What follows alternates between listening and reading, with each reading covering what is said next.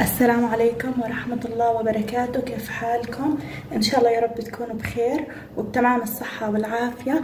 بحب أشكر كل المشتركين في قناتي وبرحب بالمشتركين الجدد، أهلا وسهلا فيكم جميعا، وبشكر كل اللي بدعموني بلايك أو كومنت أو مشاهدة كاملة. اليوم حأساوي وصفة لليوم حتكون طلبية كب كيك، يعني حساوي تقريبا 100 حبة من الكب كيك، وحساوي 50 حبة بالكاكاو و50 بالفانيلا. وزي ما انتم شايفين معي هاي المكونات. كمان حستخدم البيض، يعني لسه ما اضفته. بتمنى هذا الفيديو ينال اعجابكم، ولا تنسوا اللايك فضلا وليس امرا، وتشيروا الفيديو بمواقع التواصل. وطبعا هاي الوصفة المفروض اني اسويها بالخلاط او المضرب الكهربائي، لكن الكهرباء مقطوعة عنا، فبسويها بهاي الطريقة، يعني الطريقة اليدوية بتمشي، بس في الطريقة اللي هي على الخلاط بتكون افضل واسرع كمان. هان اضفت البيض، حضيف كمان مع البيض السكر، حضيف كوب تقريبا، وحضيف سكر الفانيليا،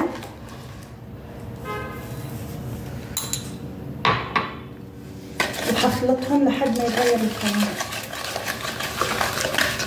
ولا تنسوا اللايك للفيديو وتشيروا الفيديو فضلا وليس امرا.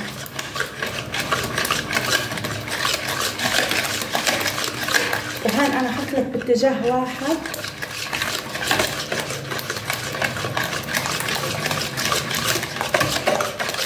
لحد ما يصير لون الخليط البيض والسكر شوية فاتح. يعني هو لما نضربه بالخلاط بالمضرب اليدوي ما بيعطيش نفس نتيجة الخلاط الكهربائي، لكن بأدى الغرض.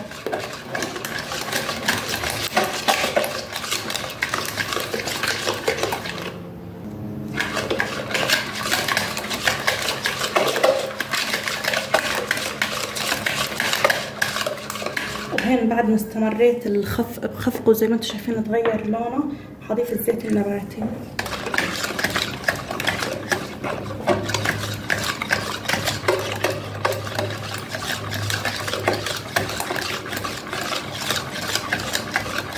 وهان حضيف الحليب بالتدريج.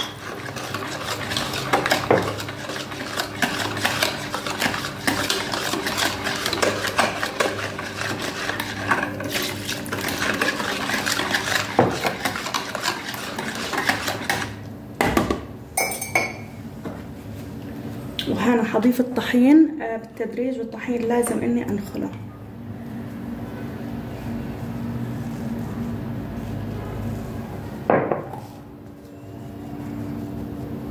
وهنا حضيف معه كمان البيكنج باودر. المكونات الجافة لازم انها كلها اخلطها.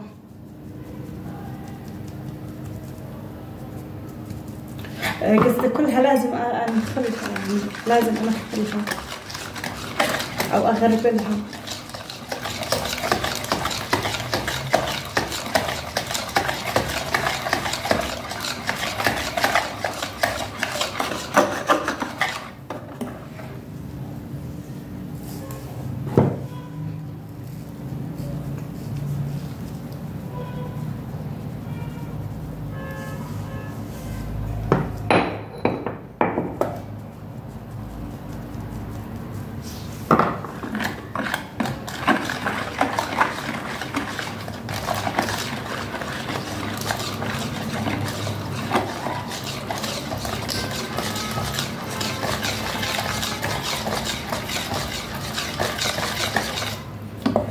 حضيف النشا، تقريبا معلقة من النشا.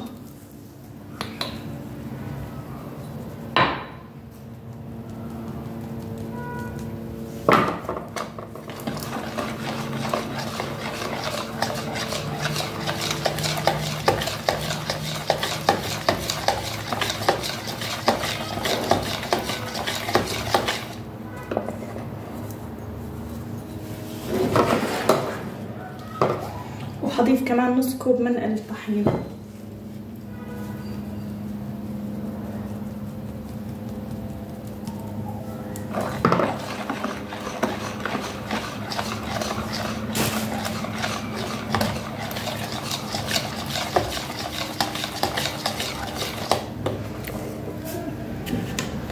وحضيف معلقة من الخل.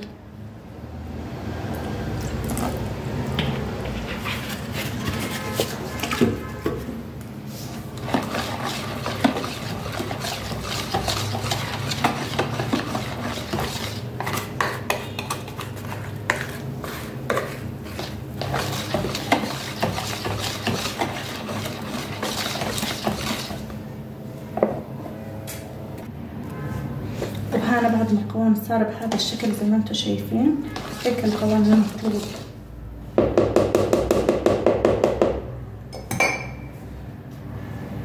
الآن بجيب قوالب الكب كيك وبجيب الورق الكب كيك.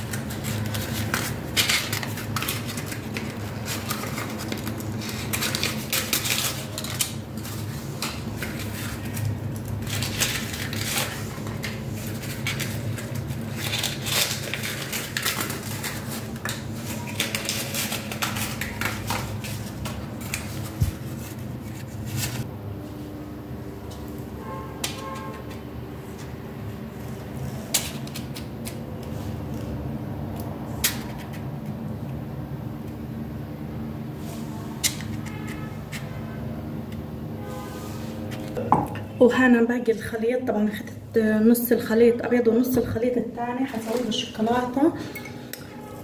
حضيف هنا ربع كوب من الكاكاو طبعا المنخول، نخلته يعني قبل ما اضيفه بس ما صورتش اللقطه. وحضيف ربع كوب من الحليب.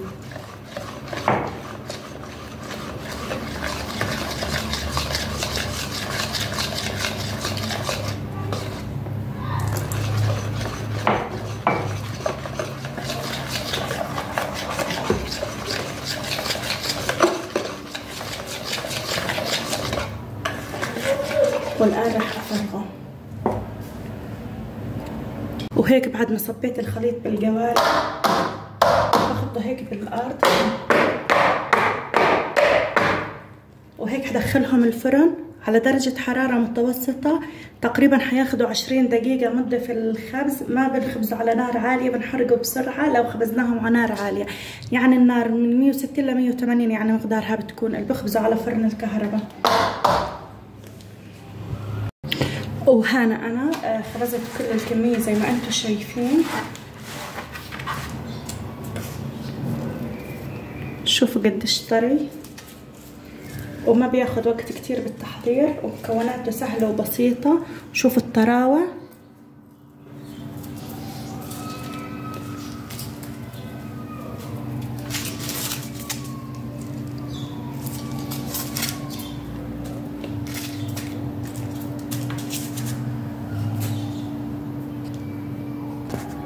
وطبعا ممكن انه ازينه بالكريمه، او ممكن انه كمان انه نحشيه من الداخل. طبعا انا راح احشيه وبعدين راح ازينه بالكريمه. والحشوات بتكون اختياريه، ممكن نحشيه بالشوكولاته، بالكراميل، بطف الفراوله، بالبلوبري، يعني بحشوه الفول السوداني، زبده الفول السوداني، يعني بالكريمه. يعني الحشوه بتكون حسب الرغبه او حسب الطلب، أو يعني بتكون اختياريه. والآن حبدأ أحشي بالحشوات. أحشي من الداخل، وأنا هحشي 3 حشوات.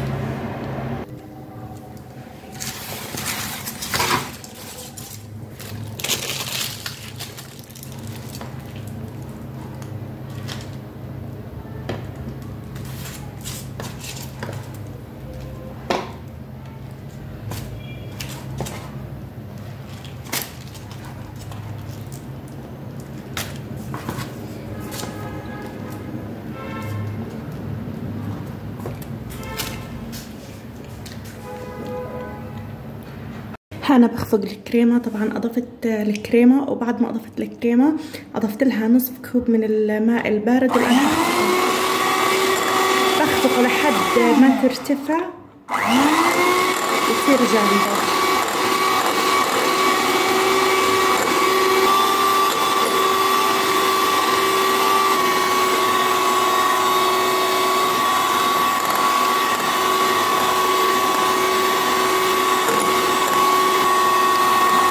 هان انا اضفت اللون الازرق. طبعا عملت الكريمه البيضاء وخفقتها وخليتها على جنب، وهنا بساوي الكريمه واضفت لها اللون ازرق. والان حبدا ازينه بالكريمه.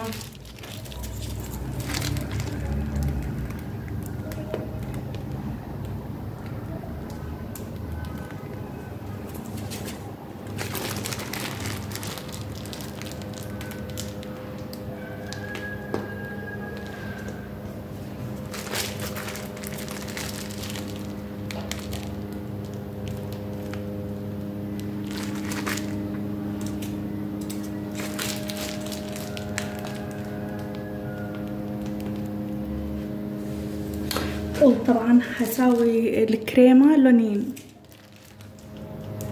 بس اول اشي بدأت في الابيض. هساوي الازرق والابيض، اللون الازرق والابيض.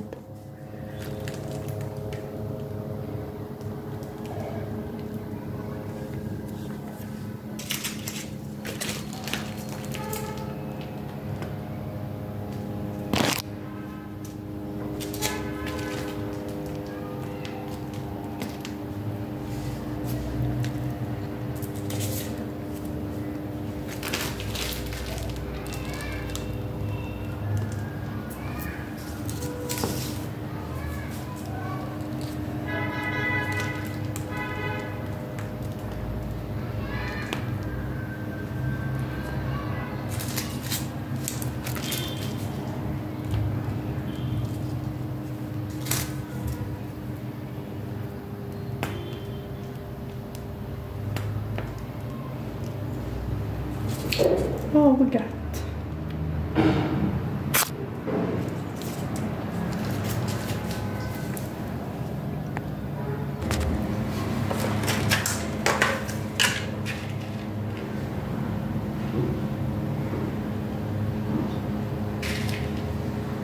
وهنا حزين بالخرز.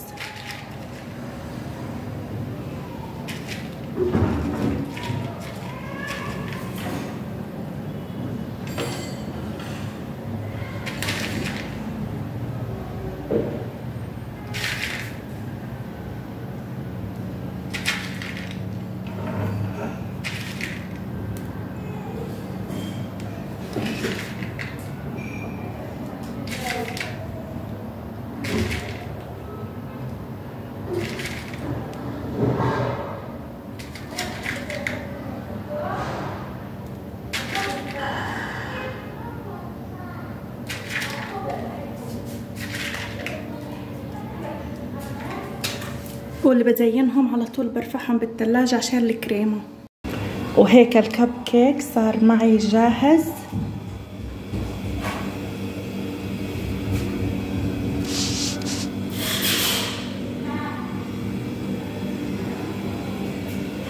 وهذا كان الشكل النهائي. بتمنى هذا بعد ما زينته، بتمنى هذا الفيديو يكون نال اعجابكم، وبتمنى اللي تابعوني لنهاية الفيديو ما تكونوا نسيتوا اللايك فضلا وليس امرا، وبتمنى تشيروا الفيديو. والله يعطيكم الصحة، وشكرا كثير لمشاهدتكم لهذا الفيديو، والى اللقاء.